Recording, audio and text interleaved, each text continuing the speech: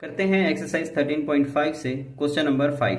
तो question number 5 के अंदर कह रहा है the capacity of a cuboidal tank is 50,000 litres of water.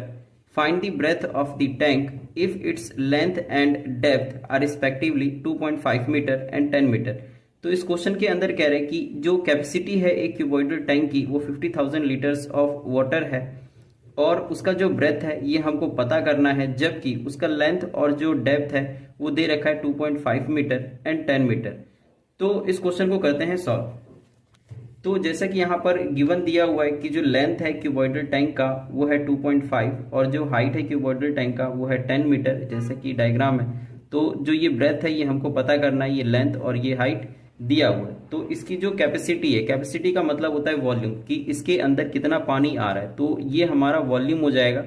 और इस बुक के अंदर इसी चीज को कैपेसिटी के फॉर्म में वो बोल रहा है। तो यहाँ पे सबसे पहले जो चीज हमको लेट करना है, मान लीजिए कि अगर जो चीज हमको निकालना है बी ब्रेथ, तो इसको हम लेट कर लेते हैं कि लेट जो ब्रेथ है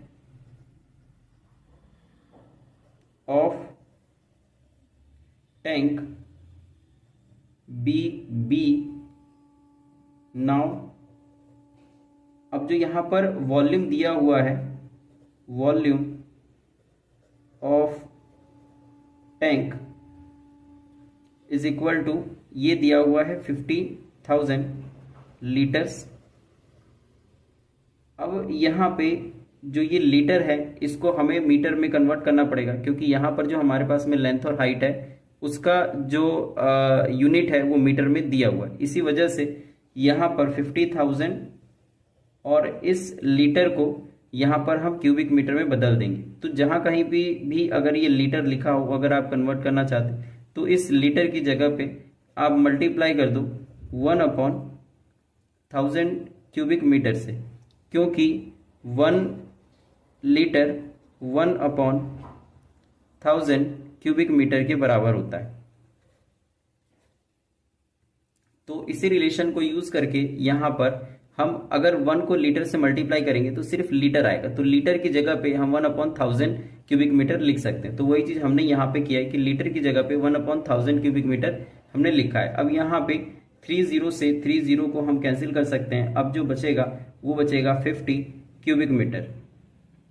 तो इसका ये मतलब हो गया कि अगर volume of tank 50 cubic metre है तो हम जानते हैं टैंक क्यूबॉइडल है, और क्यूबॉइडल का जो वॉल्यूम होता है, क्यूबॉइड का जो वॉल्यूम होता है वो L into B into H है। तो इसीलिए जो ये वॉल्यूम है ये 50 क्यूबिक मीटर के बराबर हो जाएगा। अब यहाँ पर अगर हम वैल्यू को रिप्लेस करें L की जगह पे 2.5, और क्योंकि यहाँ पर ब्रेथ नहीं दिया हुआ तो इसीलिए ब्रेथ को हम रहने देंगे, इंटू हाइट ये दिया हुआ है 10 मीटर।